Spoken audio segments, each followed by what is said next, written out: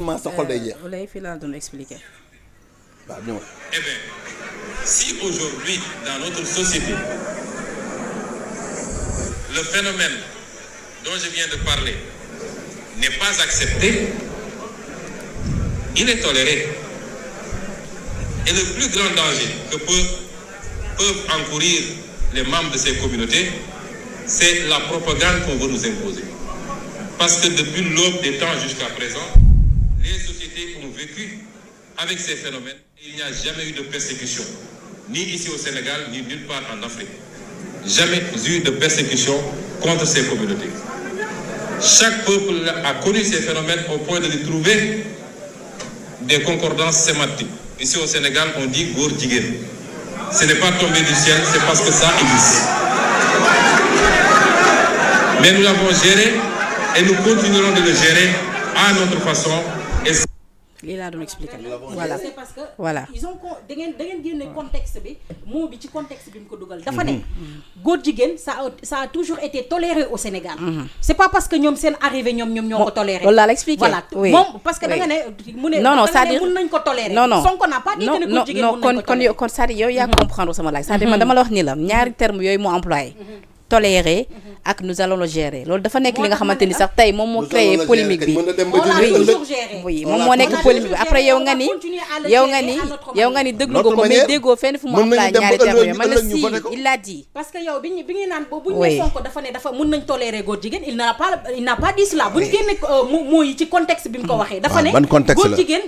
yàgg nañ ko fee toléré fii ci Sénégal. parce que yàgg nañ ko fee gis. boo gisee ñu naan góor jigéen parce que. mooy li ma la wax léegi. oui ndax musuñu subir persécution. nous sommes d'accord. musuñu subir leneen. Oui. mais nous on l'a toujours géré à notre manière. et on va continuer de le gérer à notre manière. on va pas accepter que nu mu tuddati yeneen dëkk ci beneen pays. jóge fële bëgg ñoo imposer ñoom nu ñuy gérer. ñu libéraliser leen. pour man Sonko a été très ferme par rapport à l'homosexualité. que si ici au Sénégal l'homosexualité n'est pas nu mu tuddati légale. que jamais au plus grand jamais ils vont imposer aujourd'hui aux Sénégalais de tolérer de légaliser li nga xam ne mooy homosexualité. kon man lu tax ñuy tergiverser aujourd'hui di wax ne non y a nuance sur ces paroles y a pas nuance sur ces paroles il a été très clair et très zen. ce qui veut dire que aujourd'hui góor jigéen mu yàgg na xew Sénégal yàgg nañ ko fee tolérer kenn musu leen fee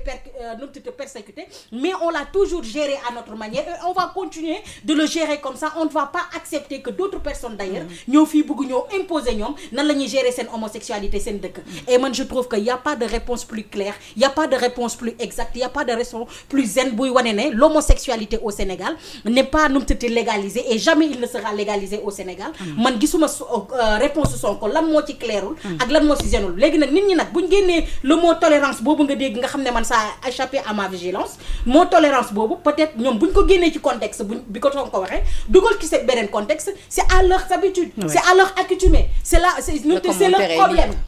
à chaque fois la commentaire mën na libre mais mënul naa fekk parce que yow nit ki mënul wax lii ci contexte bi nga génne ko yóbbu ko ci beneen contexte ne commentaire est libre nit ñëpp d'accord nañ ko mais loolu nekkatul liberté mais dafa nekk nu mu tëddee naafeq la nekkatul liberté parce que nit bu waxee ci benn contexte da nga koy dugal ci contexte boobu après nga def sa commentaire mais doo ko génne ci contexte boobu yóbbu ko ci beneen contexte ba pare naan daal le commentaire est libre c'est pas possible loolu nit ku jub ki moo ko mën a xam mais pour beneen Sénégalais bi nga xamante ni ku nekk ak ni ngay interpréter yow ni nga interpréter sa gis-gis xam nga tey ji yow di wane nga rek nii lii le commentaire libre parce que yow déglu nga nit ki nga am ci sa interprétation loolu yow la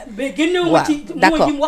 parce que c'est toi parce que yow yaa ngi communiquer yow maîtriser nga li nga xamante ni moom moo di communication loolu yow doo ko def mais ki nga xamante ni moom nekk ci logique boobu yëpp moom day dégg am na nga xamante ni noonu la koy interpréter du yéen ñi di toog ci plateau yi tey jii ni ngeen koy expliquer nit yi non c'est-à-dire ni ngeen koy expliquer nit yi ñu mën a comprendre ko bu baax a baax parce que bu fekkee ni di wax dafa am démb ñu génn tey am ñu nga xamante ni dañoo ñëw jël séquence boobu noonu am nañu koy expliquer Sénégalais bi ka toog këram moom suivre lu kii de Ousmane Sonko day jàpp ni Ousmane Sonko dafa ni mooy wàllum góor jigéen moom fi tolère nañ ko autre c'est de la manipulation voilà en fait Penda c'est de la manipulation c'est aujourd'hui li nga xamante ne moom mooy nguuru Macky Sall bu fi jógee ñoom ci loolu lañ tàmmoon di dox te ci loolu lañu wéy di dox ils continuent à manipuler les gens mais surtout, aujourd'hui les Sénégalais ont dépassé largement ce stade-là Sénégalais kenn mënatul leen nu mu tuddati à manipuler divertir le réveil a été national et international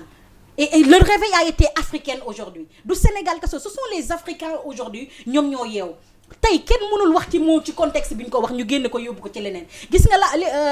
la manipulation yi nga xamante ne presse bi mu ngi koy def des fois ñenn ci presse bi ñenn ci chroniqueurs yi wala ñenn ci parti bu ñu faat loolu la ñu war a arrêter parce que pour man lii sax détail la ndax Ousmane Sonko il a été très clair pour man waroon nañ dégg ci li nga xamante ne wax na ko ba jox leen exemple wax ci li nga xamante ne moom moo amal njëriñ le Sénégal ba jox leen exemple ci 2 épouses yi voilà ba jox leen exemple ci 2 épouses il a même osé dire que je vais débarquer avec mes 2 mais 2 épouses c'est pas légal en France voilà même si je sais que je serai en hors-la-loi ouais. Alors qu'il est en hors-la-loi à la France il ne l'est pas au Sénégal il montre aux Français encore une fois de voilà. être plus clair que vos réalités ne sont non, pas la réalité ici je suis une personne respectée respectable les gens qui ont 2 femmes ou 3 ils sont respectés alors qu'en Europe ce sont des hors-la-loi et ça ne m'empêchera pas aujourd'hui de débarquer en France avec mes 2 épouses alors kon kooku bu loolu lañ dafa répondre affaire bi kooku bu amul courage moo yi muy wax lan la am il faudrait que Sonko Penda que les Sénégalais sortent dans la manipulation c'est de la manipulation pure et dure aujourd'hui quand j'entends Mame Matar aujourd'hui dégg Ousmane Sonko ne tell rek commencé na rajax léegi tey bu ñu ko nee waxal lan lay wax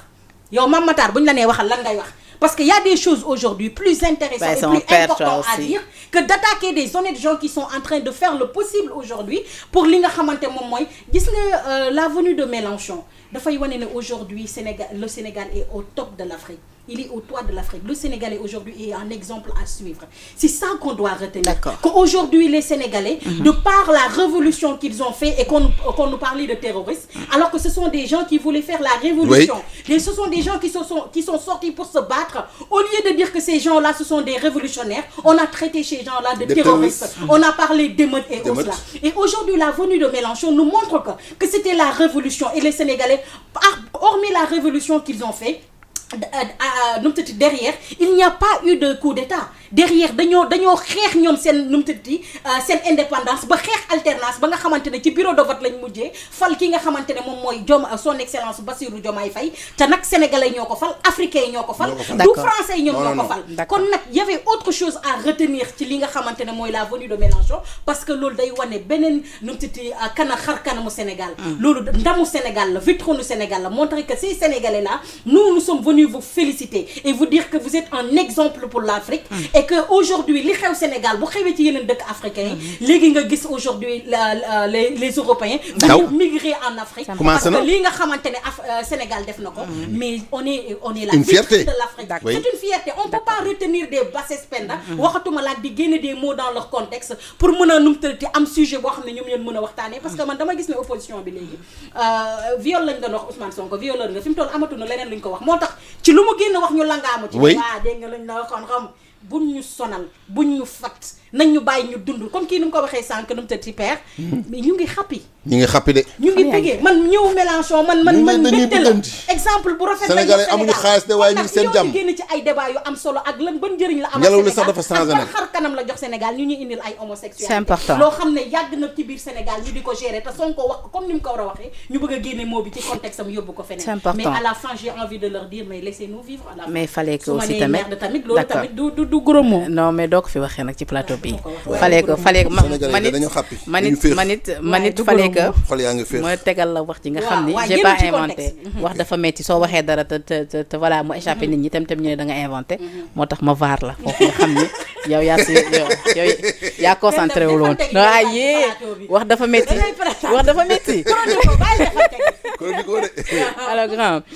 beneen actualité mu li nga xamante ni moo di mbënd bi xam nga mbënd bi nag dafa sonal lool askanu Sénégal te ñu ngi yëmbal xam nañ ci dara waaw te ñu ngi jëm ci li nga xamante ni moom moo di nawet bi le premier ministre di Ousmane Sonko yëkkati ci ay kàddu xam ni nag li nga xamante ni moo di koppar bañ ci injecté woon mu toll 717 milliards dinañ ko auditer xam yëfi fu mu toll parce que nag koppar la ba ñu tegoon ngir mun a xeex li nga xamante ni moom moo di mbënd bi mu jóge fi définitivement te ba tey boo demee ci yenn gox-goxaat yi Sénégal bu tawee rek nga bañ sa bopp am nañu kër yu nga xamante ni ba tey jii ndox baa nga fa nawet bi war a ñëwaat ndox ba teguwaat ca kawam donc mu nekk ay assurance yi nga xamante ni joxe na ko dem sax ba ni fépp fu nga xamante ni dinañ fa jëli ji koppar dinañ ko def quitte à ce que ñi nga xamante ni dañoo rawale woon ay koppar ñu indiwaat ko ba noppi itamit teg ci ni bu ñu demee sax ñoom ba war a wàññi li nga xamante ni moom moo di train de vie de l'État dinañ ko def lépp rek pour ut koppar yi ca war ngir mun a xeex mën mu jóge fi définitivement. déjà la ñu sàcc bu ñu ko jëloon indi ko rek soxlaatuñu dara. la France daan fay te ñu bàllee noonu ko ñu ko daan fayee seen dëkk bu ñu ko téye rek mën na régler problème mbënn bi heure am dafa jot à ce que ñu régler ko définitivement dëkk yi nga xam ne ay Guinée Conakry ay Libéria ñoo ñu ëpp taw fuuf mais doo gis mu inondé parce que dafa am système boo xamante ne plan d'urbanisation boo xam ne moom la ñuy def